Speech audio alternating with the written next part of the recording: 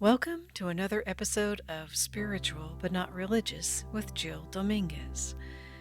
In this podcast episode, we'll delve into the novel The Winding Way Home by Wesley J. Wildman. This tale takes you on a journey through the latter half of the life of a brilliant, prideful man. Jesse, a 41-year-old university professor, revels in the wonder of all things as they exist in the universe, especially the beautiful interconnections of philosophy, biology, mathematics, physics, and chemistry. He has the unique ability to remember everything he has ever learned or experienced, and to organize these ideas into stacks in his memory. He can then pick and choose things to experience from those memory stacks. Jesse visualizes all of this in striking detail throughout his daily interactions with others. Jesse and his wife Alexandra love their 3 children, but they spend a great deal of time worrying about what will happen to them. Their youngest child is sweet and beautiful, but she seems to attract a lot of stares and attention from strangers, so they're constantly on guard around her. Their eldest son is high-functioning on the autism spectrum and has trouble with social interactions. The middle child, though easygoing and very social at first, develops problems with substance abuse. The family also worries about Alexandra, as her mother had Alzheimer's disease, and Alexandra eventually does develop memory problems. Though they're a close, loving family, all of these issues lead to much anxiety and drama. Then, when one of their children goes missing, an undiagnosed anxiety disorder sends Jesse reeling.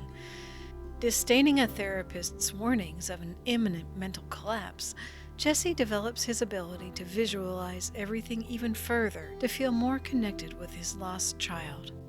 Jesse incorporates the horrific possibilities of his child's fate with the beautiful images of his child's life with the family. These forge in Jesse a sense of wonder and worship of the lost child and their place in the universe.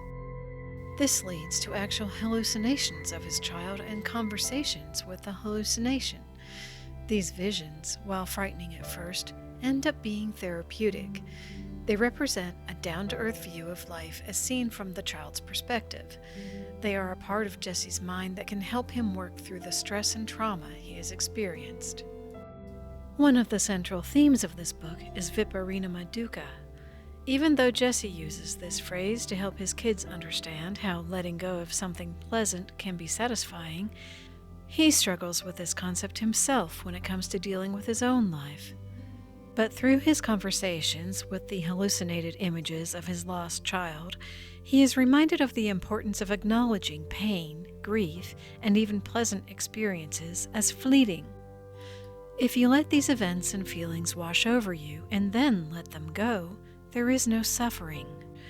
Keeping fresh the pain of the past, feeling the frustration of the present, and fearing the loss of the ephemeral, beautiful moments, these things prevent one from achieving the acceptance that leads to peace. There is much more to this book that I'll leave for you to discover. I found it difficult to read at first because the imagery evoked by Jesse's thought processes and the trauma experienced by the family overwhelmed me. I'm very glad I made it through, though. Days later, I still feel the power of the lessons learned and Jesse's journey toward spiritual fulfillment. I was inspired by this book to find out more about viparinama dukkha. I found that it is but one of 3 kinds of suffering in Buddhist teachings, and that my therapist actually taught me these things in his own way. Dukkha is the kind of suffering we inflict on ourselves when we dwell on an unpleasant condition, physical pain, mental anguish, etc. If we are able to let these things happen and pass as the impermanent things they are, we do not suffer. We go on with our lives and make room for other experiences. This is something I personally need to conquer as arthritic pain spreads and intensifies as I age. It's easy to focus on the pain and let it drown out everything else, but when I accept it as just another part of my physical being, I can let it go and achieve serenity. Viparinama dukkha arises when we are experiencing something pleasant and fear its loss. We try to hang on to these moments, knowing that when they pass, we will feel sad, longing for what was lost. This makes it difficult to actually enjoy what we have while we have it. I have struggled with this myself.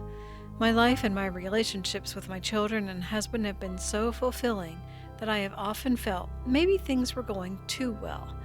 I often worried that every little tiff with my spouse would lead to divorce. I feared the loss of my children to kidnapping or death. It took me a long time to realize that simply accepting what comes is the key to happiness.